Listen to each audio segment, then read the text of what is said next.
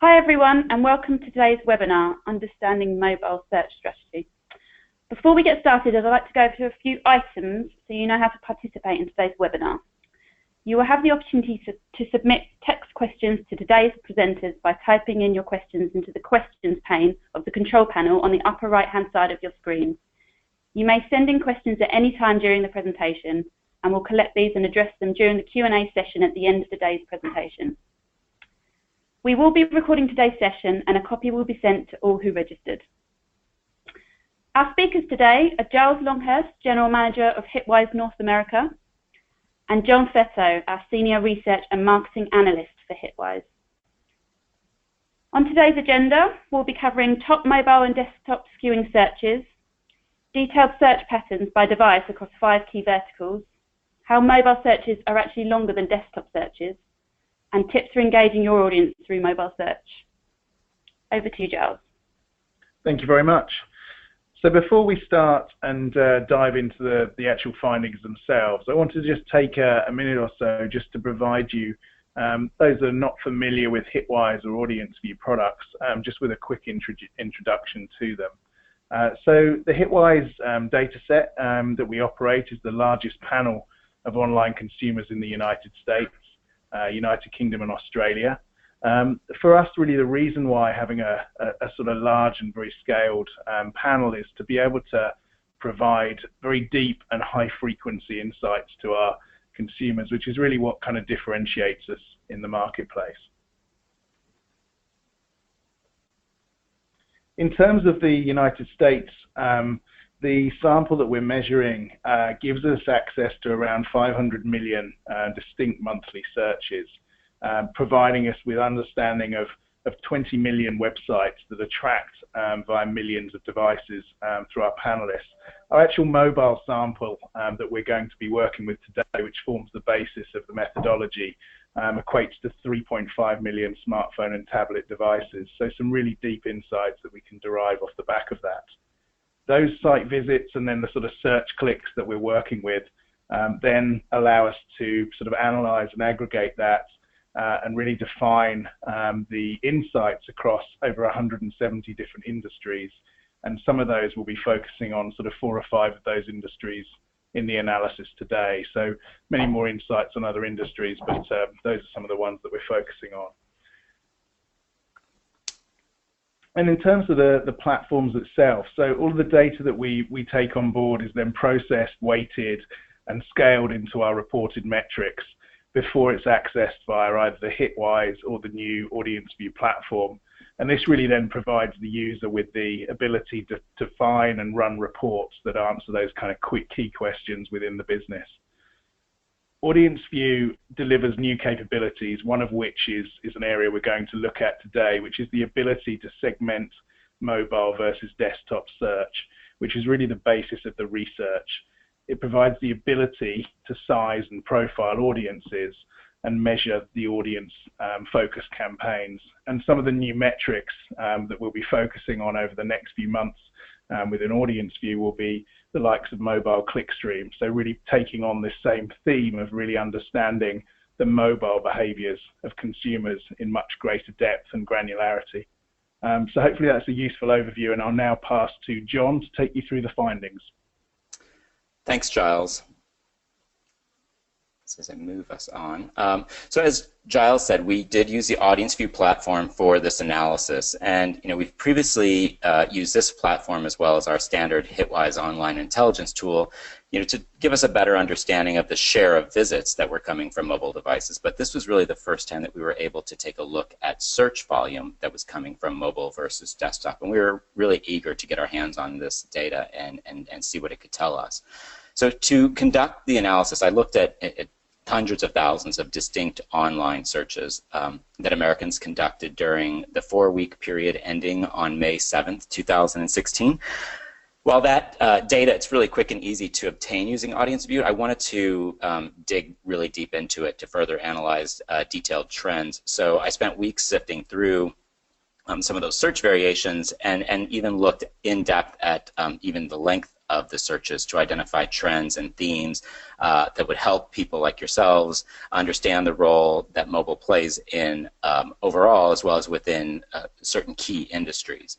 And what I found, kind of first off, is that a majority of the searches driving visits to many key industries that our clients ask us about are now initiated on a mobile device, and meaning that when consumers want information, they're increasingly turning to their smartphone or their tablet. For instance, if you'll see here on the chart, 72% of searches that resulted in a click to a food or a beverage industry site now occur on a mobile phone or a tablet. And that clearly indicates the importance of the mobile mobile devices for this industry. But for virtually every other industry that we're looking at, they're all heading in this direction. Other industries that we found that are really heavily skewed towards mobile in terms of search include sports sites, people are looking for scores and whatnot, health and medicine sites, and news and media. Sites in the banking sector, you see there at the bottom, are among the least likely to get referred traffic from search from a mobile device. In fact, only 39% of searches resulting in a click to a banking site are now mobile initiated. Entertainment searches too are still largely desktop, at least that's among the searches that we analyzed that were conducted from a browser and not directly on an entertainment site or a mobile app. Now, I should say that these trends do closely align with the share of visits that we've analyzed in the past coming from mobile devices, but most of the time we actually observed that industries are getting an even greater share of their search volume from mobile devices than their share of search visits. It's again highlighting the expanded importance that mobile is now playing in search. And to move on, I did want to add that we not only looked at the device split of searches to these industries, we also examined the specific search variations and grouped them into a couple of common themes and keywords, and we'll look at that now. The biggest difference that we saw between searches conducted on mobile devices versus desktop devices is that searches conducted, searches that were heavily skewed towards desktop devices, regardless of the industry, were really navigational in nature, and those would also include branded search terms. So, meaning that these are searches where people are looking for a specific website, searches like Facebook or Bank of America or Olive Garden. Very basic searches, but the clear focus of that search is to get to those companies' websites. And these are all types of navigational searches. Meantime, searches that consisted of more heavily skewed rather towards mobile devices are really location based, and that means that the person who's behind the search is conscious that their phone knows where they are in the physical world, and that they're leveraging that information to return search results specific to their location. Searches that include things like near me, for instance, are initiated on a mobile device nearly 80% of the time in virtually every industry that we analyzed. So that's those are the two most common themes that we found. Other types of searches that skew more heavily mobile than average include those where the person conducting the search needs to know something like right now. More specifically, those would include searches for things like breaking news. For instance, we saw a really high share of searches, unfortunately, during the last week, focusing on Orlando, that were coming from mobile devices. When people hear of breaking news, they reach their phone first to get information.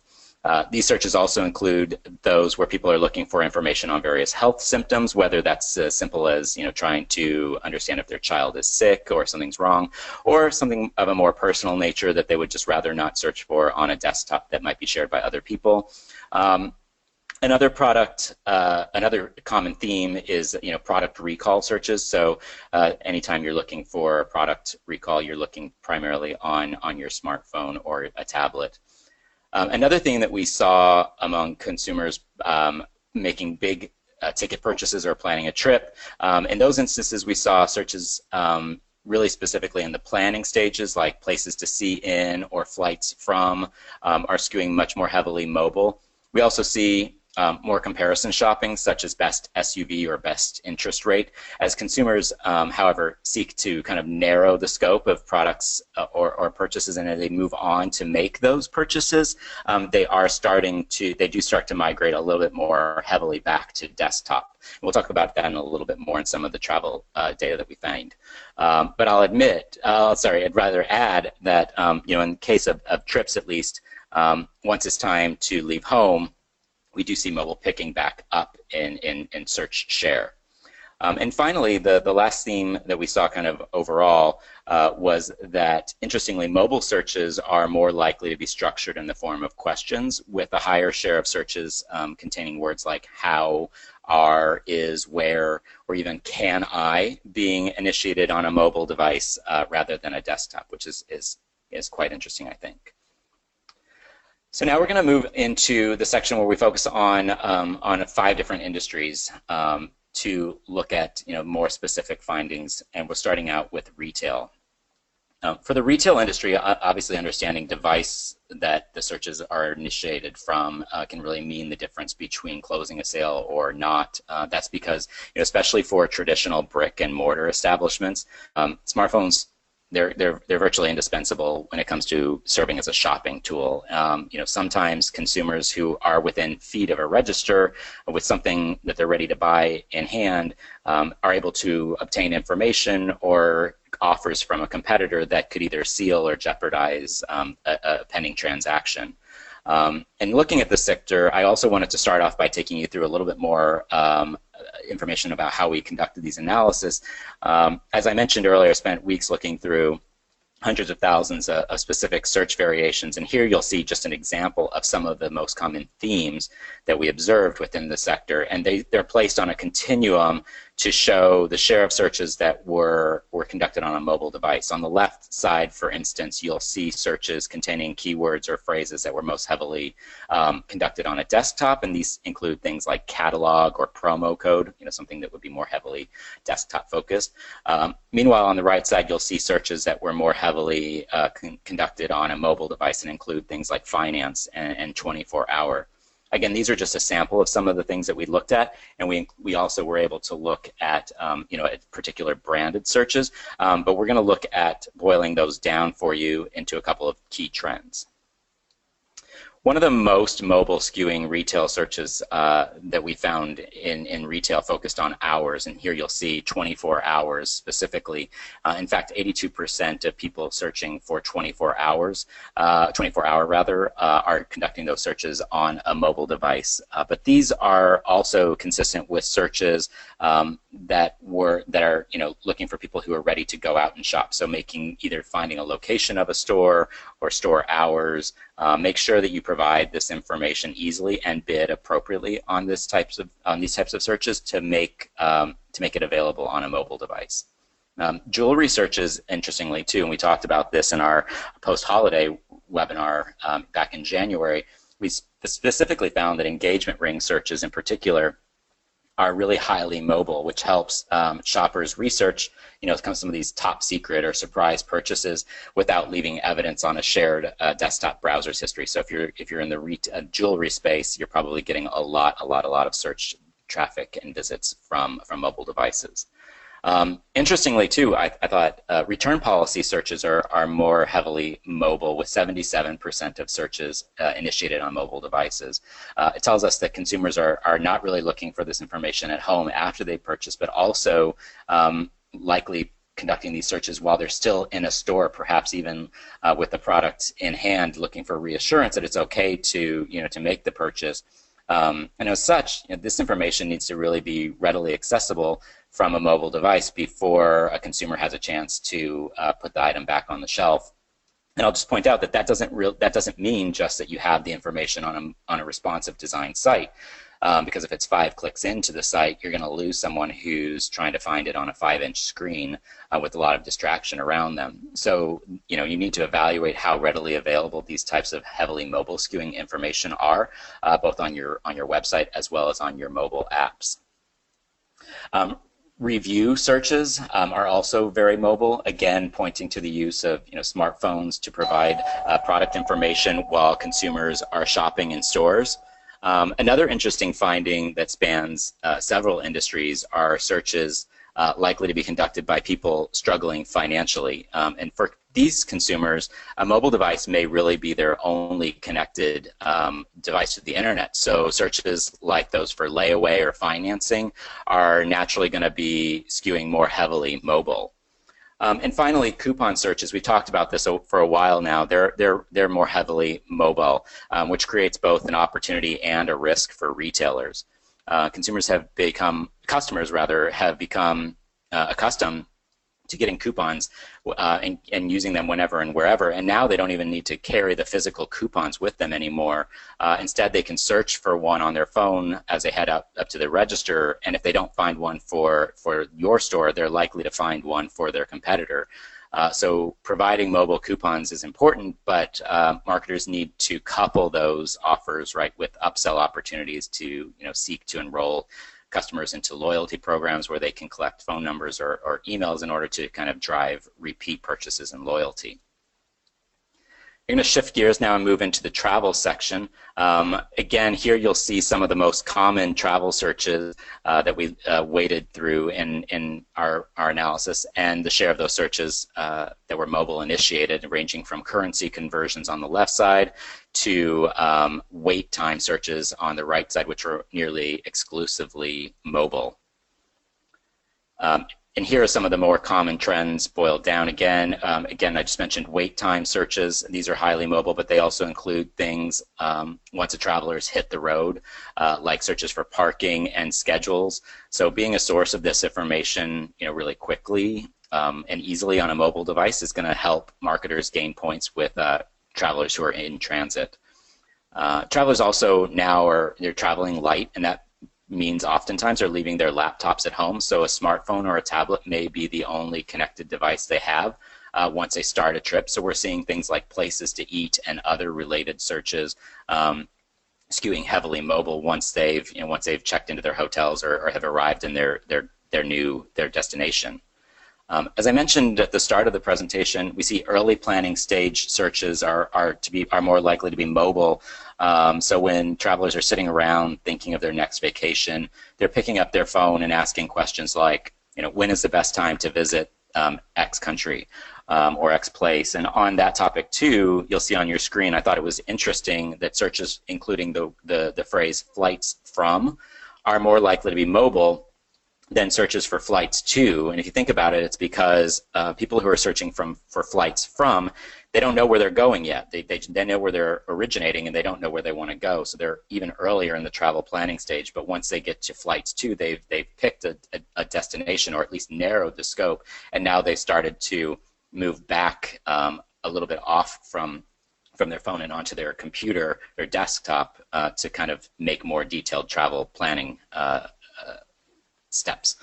So finally, we'll look at kind of the exchange rate searches being among the most desktop dominant, speaking of kind of more focused searches related to their travel planning, and they're still using their laptop when they're looking for financial information, which is a good segue into our next section, which is banking.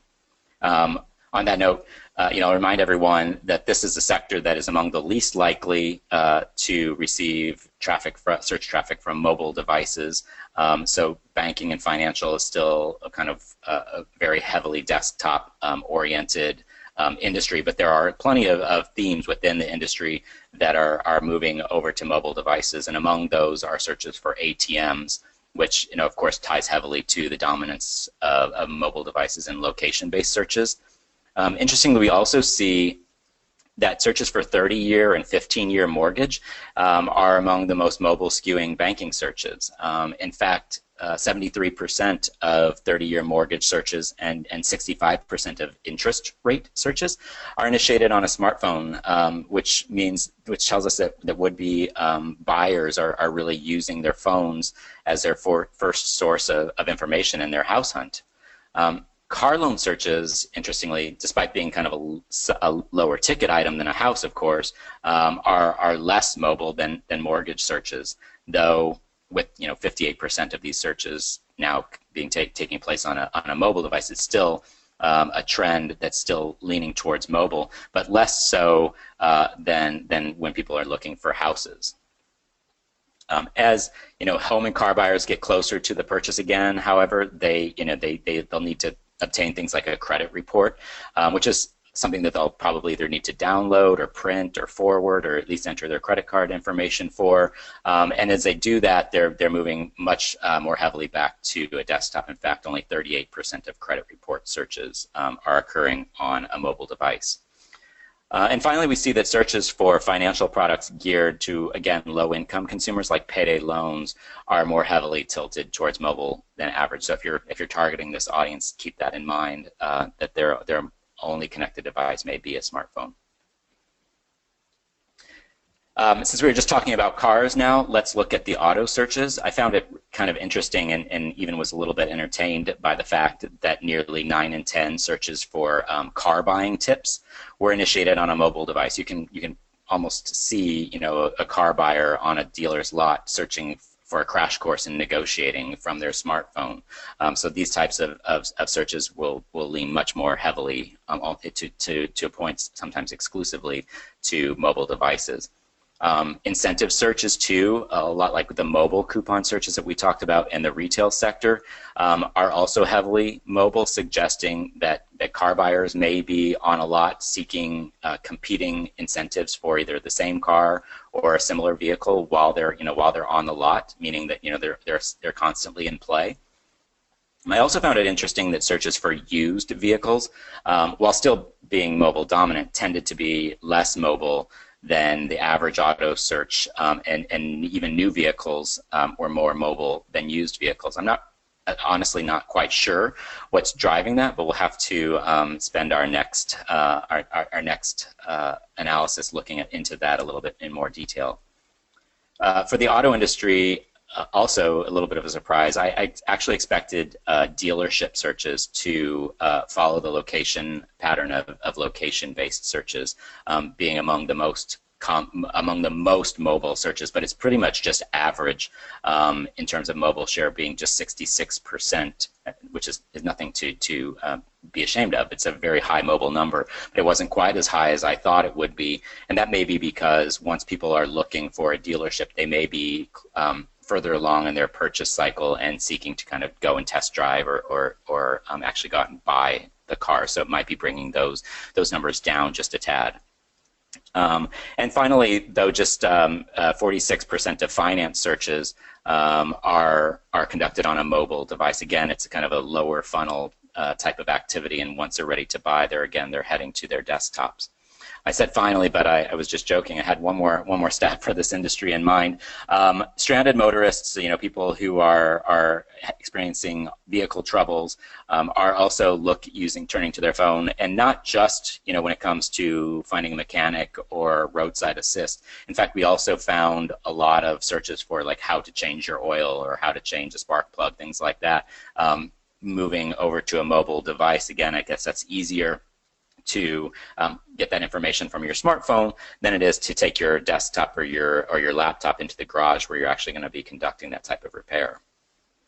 And we're going to wrap up the industry focus section by looking at the food and beverage industry, which consists of recipe sites, restaurants, as well as food brands and manufacturers. If you'll recall, this is the most mobile dominant industry that we analyzed, with 72% of searches coming from smartphones and tablets, which isn't really a surprise given the fact that when consumers are out and they're hungry looking for some place to eat, they'll turn to their smartphone. Likewise, if they're in the grocery store or in their kitchen and they're looking for inspiration, they're going to grab their smartphone before they leave the room to go to another room to get the laptop. And among the food searches that skew really most heavily towards mobile devices are those that start with is or are. For instance, are olives healthy, or is corn paleo? Mobile is really ideal for these types of quick searches, which you can often provide a yes or no answer to. So you don't need to sit down and open your laptop to get that information. Likewise, searches for calories are really heavily mobile, which reflects an increased tendency of Americans to check their phones for diet information before they take a bite of anything. Interestingly, searches related to alcohol also tended to be more mobile. So, for instance, 95% of searches focusing on different shots come from mobile, as do 90% of searches mentioning alcohol, and 85% of those citing happy hour, making the smartphone really the new bartender's Bible. And finally, inspiration-focused searches, such as those starting with how to, or how to saute something, or how to fry something, or those that include the word ideas, are also much more heavily mobile, because when you're looking for inspiration, you never know when it's going to strike. But when it does, we found that consumers were reaching for their phones and tablets 7, 8, or 9 times out of 10 when they're looking for inspiration for food. And when they do make a selection from their search results, obviously, they won't want to zoom in and pinch their way across the desktop site for the information they need. They want the answers and inspiration that they can engage with pretty quickly and effortlessly from their smartphone. And now I wanted to talk a little bit more about another trend in mobile search that we came across, and we had heard anecdotal evidence of this with working with clients and internally. We'd seen some indication, though, that we hadn't verified, that searches conducted on a mobile device tended to be longer in length. And in fact, Giles had mentioned this to me on a call a while back, and I thought for sure that he was wrong, and I didn't understand how it could be. But why would someone type more characters on their mobile device than they would on a desktop? But as I mentioned, we hadn't really taken the time to research it before, and now that we had this new tool from AudienceView, it would give us a new insight into the search length and see if there was actually some type of correlation between search length and device. And so we dug in, and I'm really glad we did. Because I also may have lost a bet, because Giles was right in his thinking, and not just right, but I will add, he was consistently right. I looked at the length of searches, both by the number of words as well as by characters conducted on mobile and desktop devices across 3 different countries that Giles mentioned earlier: the United States, the UK, and Australia, and across a lot of different industries. And time again, mobile searches proved to be longer than those conducted on a desktop. On the screen here, you'll actually see the share of searches that are mobile by the number of words in the search. And if you look here, we see the retail sector. We see that 48% of one-word retail searches were conducted on a mobile device. However, we go up to 2-word searches, and we found that 63% were mobile initiated, and 66% of 3-word searches were mobile initiated. And so every additional word that you add to a search increases the share of searches that come from a mobile device. In fact, among the longest retail searches, those of 5 words or more, 70% were initiated on a mobile device. And you can see that across a number of different industries, just a sample of which are on your screen. And here's an even more specific example of one way that makes that a little bit more visual. And what you're looking at here is actually a very focused section of the search data that we looked at, and it's 88 specific variations, including the word mattress. The average mattress search length was 77 characters in this analysis, and they're arranged on your screen from left to right, with those on the left being the most heavily skewing on a mobile device, and those on the right most heavily desktop initiated. And you can clearly see that those searches that are more likely to be initiated on a desktop are shorter, right, than those initiated on a mobile device. I'll show a few of the more specific searches here too, just to give you an idea. And while there are some exceptions to the rule, with shorter searches being mobile initiated, the trend is pretty clear that those mobile initiated searches are much longer than those initiated on a desktop. So what's driving this? There's actually been very little research on this topic, but we could start by looking at our own data for clues. For starters, we think that demographics is playing a role in driving this pattern. For instance, our research showed that consumers who conduct longer searches, like longer than 4 words, were more likely to fall into the digital natives or millennials generation. And these consumers, having come of age with the internet and being mobile first and in many regards, seem to have an almost innate skill for finding the information that they need online. And part of that, who knows, may be a tendency to just perform longer, more specific searches from the get-go so they don't have to conduct search after search, kind of narrowing the topic to get the information that they're looking for. Another factor that could be driving up word and character counts is just the inclusion of those question words that I talked about at the beginning of the webinar. You know, if you include search words like how, can, when, are, those are going to naturally add length to a search, and we know that those are skewing heavily towards mobile. And lastly, there was a suggestion in a study that was conducted in 2013 by Microsoft and the University of Illinois looking at Bing searches. I should point out that our analysis here included searches across all of the search browsers and not just Bing or Google, but every one of them.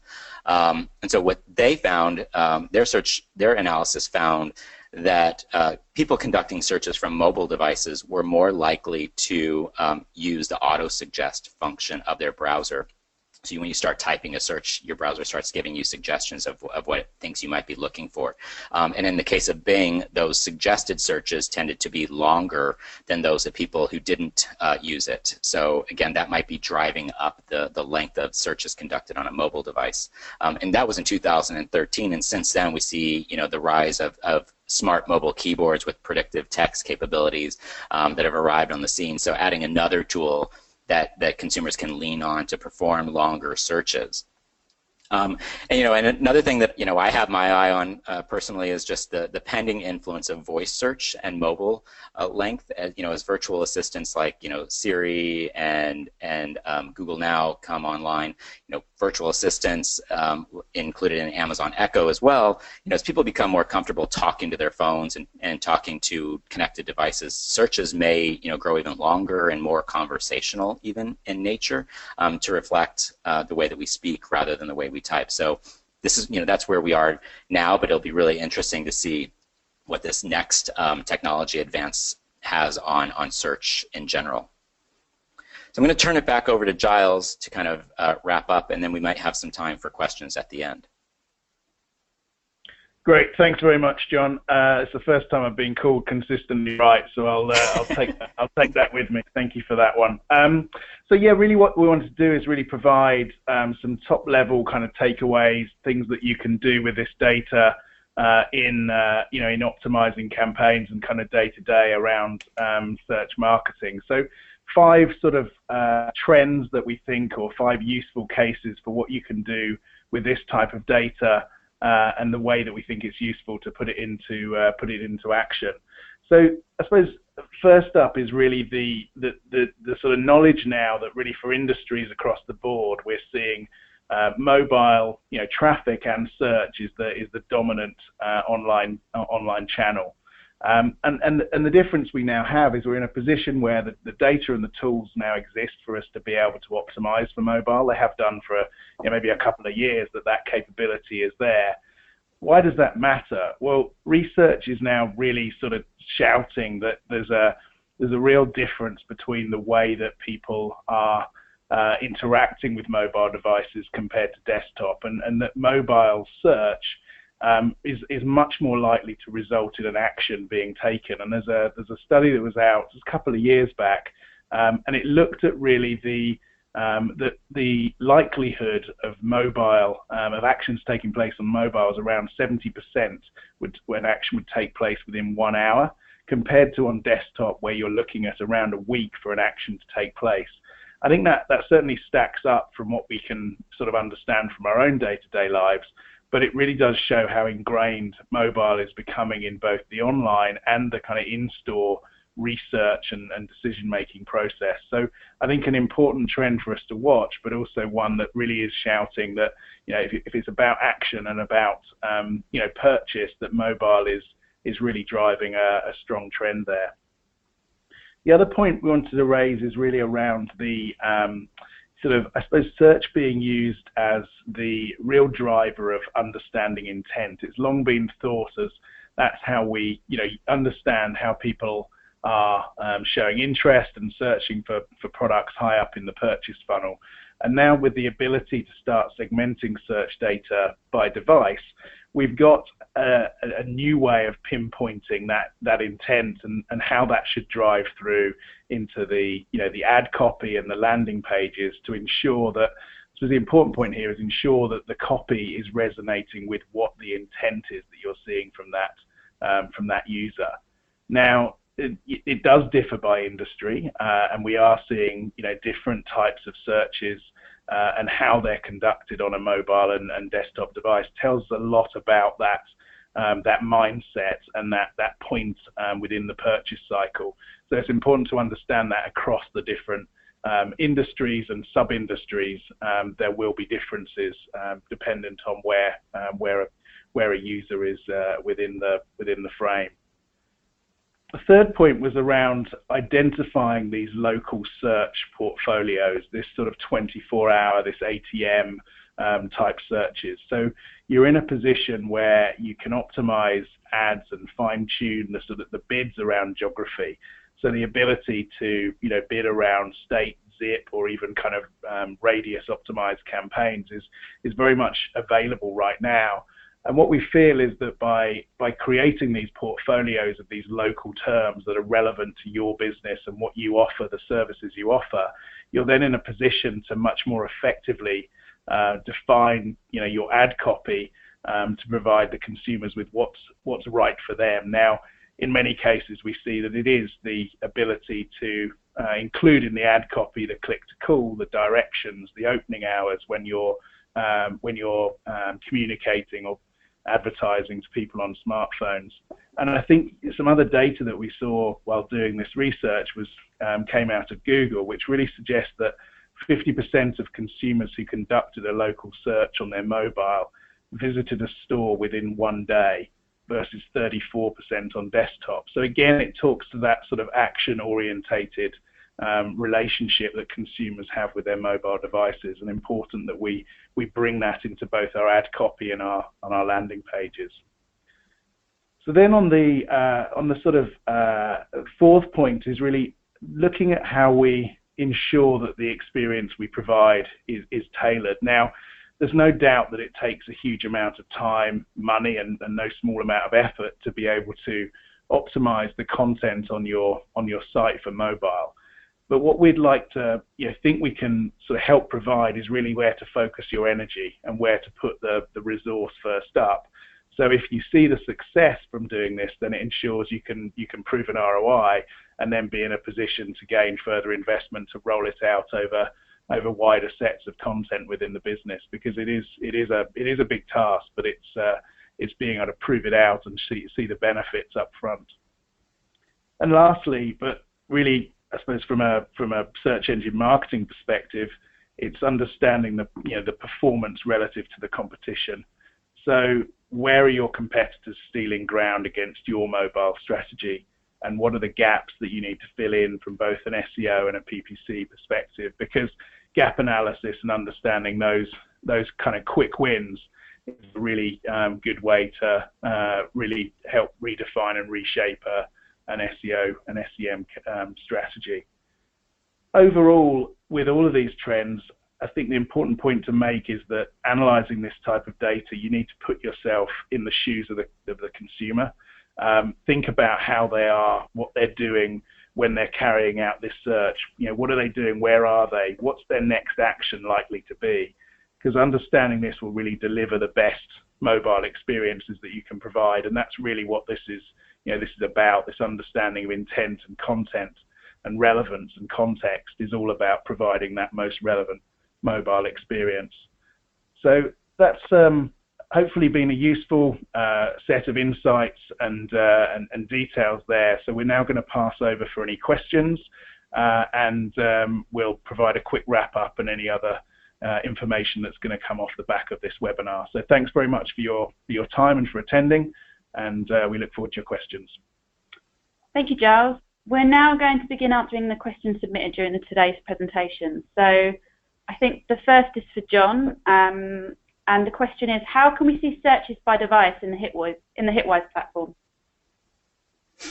Okay, that's a good question. So Hitwise delivers a search by device via our audience view tool, and if you are in that tool, you go in to run a digital behavior report, and you define your specs, but then when you get the results of that report, you'll get a tab that returns back the information on what share of each individual search variation was conducted on a mobile device and what % were conducted on a desktop device. I exported that information into Excel and then was able to kind of filter by certain keywords to kind of come up with the analysis that I put together here today. But you can get that information directly within Audience View as well. Great, thank you, John. And Giles, a question for you. What is the best way for us to reach frequent flyers who are looking for rental cars on your platform? And can you define travel, non-maps, on your platform? Okay. Yeah, thanks for that. So there's probably there's a number of ways we could go about defining frequent flyers. Now, I suppose the starting point would be to either define someone who's a frequent flyer based on the research data that we have within our platform from Simmons. Or we could use the frequency of visitation. So very soon we'll be rolling out a frequency metric which will allow you to define both visits and search behavior. So you're looking for high frequency visitation or high frequency search behavior. What we'd then do is create a Boolean rule, basically using an AND, to then link that through to people that are searching for a portfolio of rental car terms. There are probably a number of other ways that we could do that, but certainly combining those variables together, either using pure online behavioral data based on visitation and search activity, or using the Simmons research variables to define people who are frequent flyers. So there's a number of ways we could do that, and I quite like the question. I might have to try it out. Great. Thank you, Giles, and thank you, John. Thanks to everyone for attending today's webinar. As mentioned earlier, you will receive a follow-up email with a link to view the recording of today's webinar. Thank you for joining us today, and have a great rest of your day.